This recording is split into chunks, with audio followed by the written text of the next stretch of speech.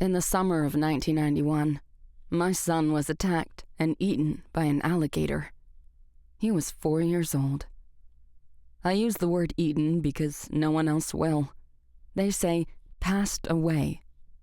I am my son's mother.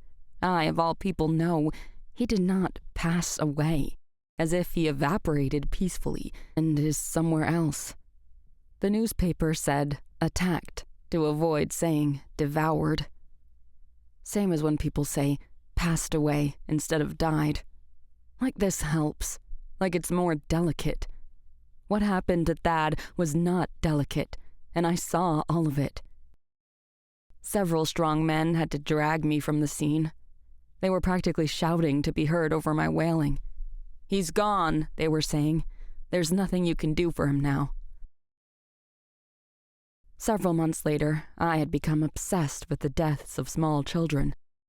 I sought out horrible articles and anecdotes about children who were starved or beaten to death, children that were flung through windshields in car crashes, or who were crushed beneath vehicles in slow reverse. I knew things were getting worse when I started to dream about them. Like my mind overflowing with dead kids and nothing else to project on the blank screen of my subconscious. Like a suitcase you can't close. Then a man appeared at our door on a Saturday morning with a videotape. It was uncharacteristically cold, an early fall in Georgia. The man was shivering, though likely at the sight of me and not the breeze of lapping daggers. My fragility casts a shadow of unease.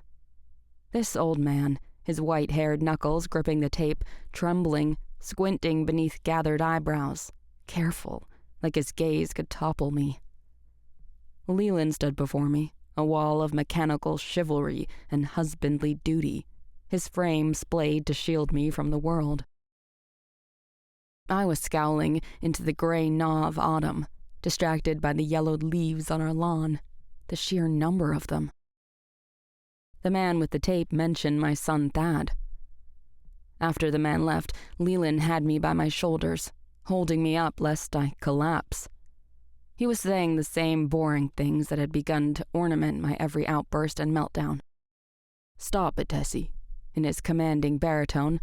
"You have to stop this." The man had decided not to turn his videotape over to the police, because the attack had been witnessed plainly by several bystanders, myself included. There was no mystery as to what happened. "I reckon best thing for everyone was to destroy the damn thing," he said, looking at the tape with hatred. "I sure am sorry to be here, ma'am. I reckon it wasn't my place. Thought real hard on it. Prayed on it. Can't find no peace." I cocked my head, bird-like, when the man mentioned praying. For months I'd been hearing that the Lord took Thad home, as if God were a savage reptile whose bloodlust made no distinction between soulless fish and little boys. Close friends would say this, family, with their clammy hands on my shoulder, eyes wet. The Lord took Thad home. And me, blinking slow, revealing the first of many troubling signs, I said, "God ate my son?" Leland would not accept the man's tape. "It won't do any good, Tessie," he said. "It's not right, having that tape in our house." The man's grandson played on Thad's t-ball team. That is how he came to record the incident. "I can't say why I kept recording," he admitted, unable to look at us, probing the empty sockets of gums that once housed his young teeth. "I was petrified, you understand? Then I suppose I thought there might be some use for it if I could see where he up and went." "Where who went?" I said, breaking my silence. The man looked down like a scolded child. "The alligator or my son?" "We sure appreciate your concern," Leland interrupted. "We can't take it." I roused. "Leland." He raised an arm in front of me, as if I were likely to charge. "Leland." The man saw me then, not as a vessel of grief, but as a woman caged by life and death.